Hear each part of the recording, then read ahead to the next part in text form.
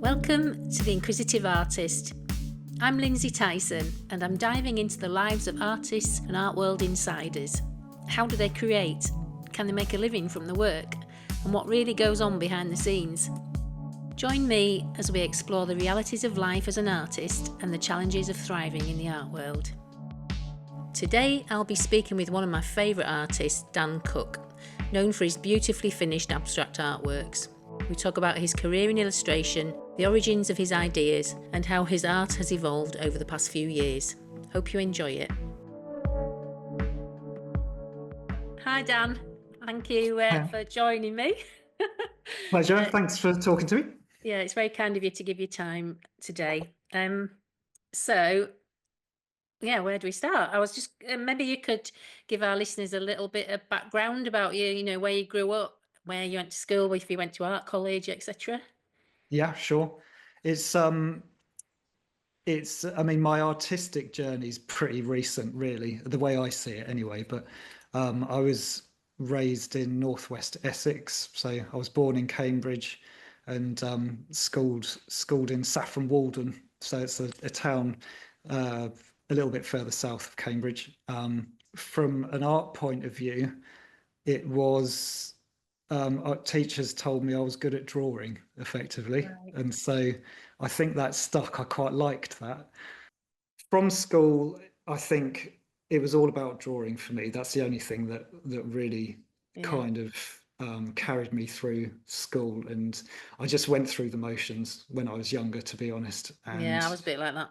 yeah, I was a pretty useless student, to be honest with you. I think a lot of artists are, don't you? Yeah, I mean, it's finished school, did A levels with an art foundation course, which is the 1 year course that kind of swayed me into sort of illustration rather than pursuing fine art at the time. And I went down to Maidstone, the Kent Institute of Art and Design, and did an HND in graphic design and illustration. And to be honest, I was taking advice to do that. I'm not sure if it was the greatest pathway for me at the time, but I didn't know any better. I was a pretty poor student. I'll be honest. Or even in art and design, in Yeah, illustration. I think it was more timing for me. I was too easily distracted, and I did finish the course as a 2 year course. Vocationally, it led to graphic design and illustration, and I stayed in the southeast, kind of moved towards London, and started picking up work, doing illustration work. So for a couple of decades, really, Right. I was working in retail illustration, so industry illustration. Yeah. And that's really where I was learning artistic skills or methods of doing things. A lot of it was digital, a lot of it really drafting. So that's where the kind of backbone of what I even do now really comes from is the drafting, concept drawing, and that was really how that was a career for me for a couple of decades, 15 to 20 Right. years. And I've always lived in the south of England, but because of that type of work, I've worked remotely for so long. I've kind of been quite nomadic at the same time. Right. So I haven't felt kind of anchored in one particular place. I've moved around. I've got a family, got a couple of kids and a wife now. Yeah. And they really give structure to what I'm doing. But moving now into the last sort of 4 or 5 years, creating wall art, doing oil painting, wall art, living that remote lifestyle it wasn't a big jump for me. Although What made you jump to it? What made I you? think I think I was just ready, really. Although it's in the world, in the art working world, it's a very different way of looking at producing the artwork. So with the illustration work, which is fantastic and worked with some amazing people over a lot of years, Yeah. producing self-directed artwork is a far more personal and a completely different angle at kind of transferring those skills into something into something new, Mm. I felt ready to do it, to explore more about my own personal. And what triggered what? I mean, you say you still do a little bit of illustration now alongside your other, but you actually can make a living from your painting, which is quite amazing in itself. But what actually triggered the change? Um, I think it was just me getting to maybe an age and a time for me. I mean, it's different for everybody. I think when I was younger, um, I probably wouldn't have had the self-discipline to kind of make this change. And I think it's a big risk Yeah, to kind of start trying to change your lifestyle yeah, into something like this. And yeah, I think I was just ready to do that. It's still a risk. I need to, I've got people dependent on my income. yeah, yeah. So I had the time a few years ago to invest materials and things to actually get the practical side of it started, and the space to do it as well, because we moved down to Cornwall about 6 years ago, Right. and that gave me not a big space, but enough space to kind of explore doing this. So the timing kind of fell in for me. So had you done much painting before you moved, or is it all since you moved to Cornwall? I did little bits of painting to do with my illustration work, but it was more complementary to producing larger kind of projects of Did other you get a things. grant or anything, or you just did do it yourself? Just do it myself. Yeah. So And you um, paint mostly in oils, don't you? Or mixed media with oils. What yeah, made you it's start with oils?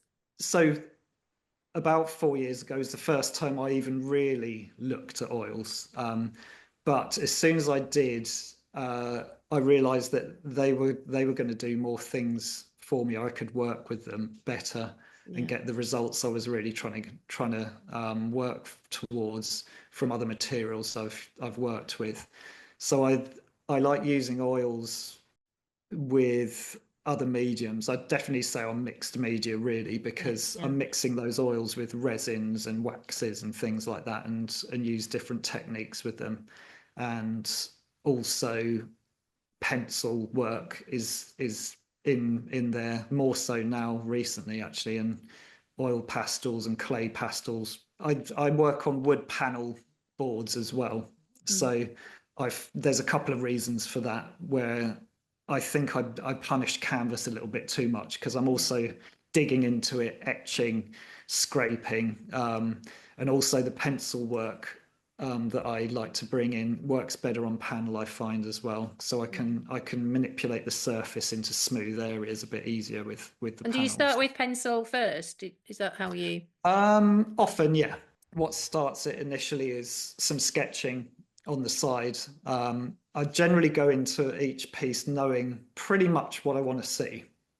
So then I just have to do a few sketches just from a compositional point of view. Yeah. So the tones I kind of have in my mind already. It's usually something I've been gestating for a while. Do you paint it? So you've got it in your mind. So is the finished product look like what you thought it would, or is it quite different at the end? It's usually pretty close. It does go. It deviates just because of the process. There'll be I'll find mixes work in a different way, or some colors come in that I wasn't quite expecting, and that's because I'm still exploring and I Yeah. haven't mastered Yeah. Aren't we all? any of this. Yeah, I mean it's and which is great because that keeps it I quite was going to actually exciting. ask you, so sort of backtracking a little bit, if you spent a lot of time practicing with your media and really exploring it, or did you just go straight into painting and just hope for the best? Um, Definitely explored.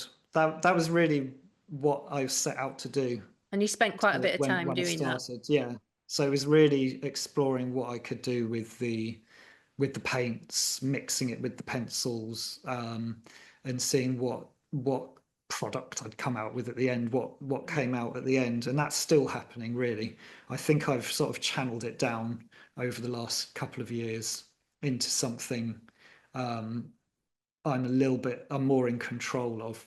Yeah. Um, but it's still all exploring, and I think I need to keep doing that. A lot of people don't allow themselves time to explore. They just want an end product. And I think exploring and really finding out how to use your materials is really crucial, isn't it, to Yeah, creating a good painting. But do you always use the same process in each painting, but you just change the image, or do you change the process as well? the preparation definitely. I've kind uh, of the over the last couple of years got a kind of a formula for getting the board ready, getting the gesso layers, and getting a starting tone, as the base kind of layer, and then that's part of the process that I've kind of, because without really feeling like I haven't had a fine art schooling. These are things that I was kind of working out Yeah. on my own as well, which was a really good experience. It led me in different ways as to how I was going to start and finish a piece, and it found me some kind of fairly non-conventional things that I found out, I think, as well. So some of the basic processes, yes, I kind of run through a lot of my work now, and because I kind of go into each piece pretty much knowing where I'm going with it, I basically just start getting the composition out and working in the initial layers. So I don't I don't go in with thick paint straight away. That's not really part of my process. I build up thinner layers, which is why I enjoy the kind of the resin mediums and the glazes and things like that, Mm. with the oils. So I build up a kind of layered composition from there. How many layers do you think are in a painting? Oh, um, well, it could be sort of five or six sort Yeah. of layers, but there could be parts of the board that are untouched as well. So Right. Yeah. where I've got it all prepared with a kind of base tone, like a neutral tone, and some of that doesn't get any paint at all. Right. Yeah. So Nice. especially when recently I've kind of been enjoying bringing a bit more of my sort of background of drafting pencil work in. I've noticed that with your paintings, because when I first came across your work, it was quite amorphous. These lovely big sort of Yeah, yeah, looping shapes that just had these sort of where they just touch, sort of kiss each other, and yes, yeah, really little, sort of real tension to the shapes and yeah. quite translucent, really, really beautiful. And then you have these real dark areas. I absolutely love your work, and um, Thank you. and now it's sort of like you say, it's got more pattern and line. And I mean, everybody will have to have a look at your website, and I'll put some pictures on the show notes so they can see. Yeah, yeah. But it has changed a lot. Was that a conscious decision to change from that Um, shape to what you're doing now? Not conscious, I don't think. I think it's a bit of a traffic jam, to be honest, of things waiting to kind of get their moment. So I don't have a kind of a blank canvas moment where I'm like, right, I'm not quite sure what's going to happen next. It's more like sort of me. And so the process is choosing which one I'm ready to work on. And do you What work on more than composition? one canvas at a time? Yeah, I do now. I think when I started producing the artworks a few years ago, it was one at a time. I think I was a little bit more considered about what I was doing, and I think that reflects in the shapes and things you were picking up on there. Yeah. And also, I think because I was taking a whole new angle at how I was producing artwork and the reasons why I was producing the artwork that was completely different um, from the illustration work. I think that was how I was releasing it first for myself. It was larger, less sketchy kind of compositions and results there. I think that's just where my mind was at the time, and it's evolved where I've wanted to get a little bit more movement, and more kind of drafting in, a bit more sort of life and flow to it rather than the tension of the bigger masses of color and form. Did you find it hard? You were saying that transition from being an illustrator to an artist, because I was have the same sort of feeling as a textile designer to a painter. Did you find it hard painting for yourself? And or was it like therapy, or what? Or was it hard because you were so used to following a brief, and then it was really hard to know what to paint for yourself? I think coming out from following briefs and projects like that, it wasn't hard getting started doing it. It was urgent, really. Yeah, I think it was, and that's not to, I still love the illustration work and, the people I've worked with over the years and all of the kind of career I had before. I'm really grateful for. I think I was at a time there where this needed to happen next. And I don't find painting a therapy at all. I right. find Okay. it's quite hard work um, for me, and I find it really satisfying, and I love exploring and mucking around with the paints and seeing what happens and the different mediums and digging into things. I do. Um, One of the things I guess I enjoy most about the painting is knocking it back again, digging back into it, and revealing past layers, and I find that quite a satisfying process. But the actual painting is not it's not a therapeutic joy for me. It's not a pleasure Is it actually a doing it. discipline? Yeah, I'd say so. But do you That's actually how I enjoy the kind of. process, even though it's Um, I do. I think it's more. I get moments of satisfaction. I have tantrums as well, where things don't quite go the way I want them to, but I think it's more a pleasure when the discoveries sort of come through and slightly unusual things happen and explore. It's something that I can take away from it. The thing I probably found at the beginning was everything was coming out quite differently. There yeah, was a bit of a lack of consistency, I'd say, with what I was producing in the yeah, first sort of year or so.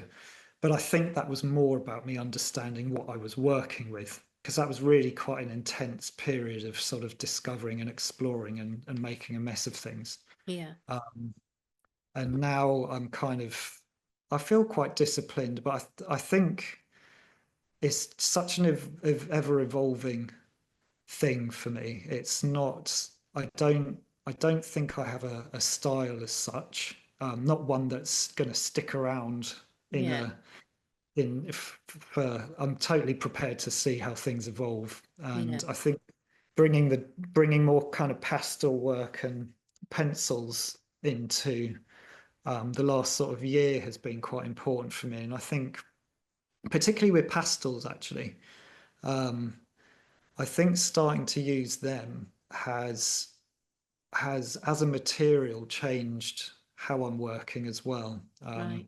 So I think that was discovering new materials to work with has had an effect on the outcome, even though do go into it still knowing or thinking I know what I want to see at the end.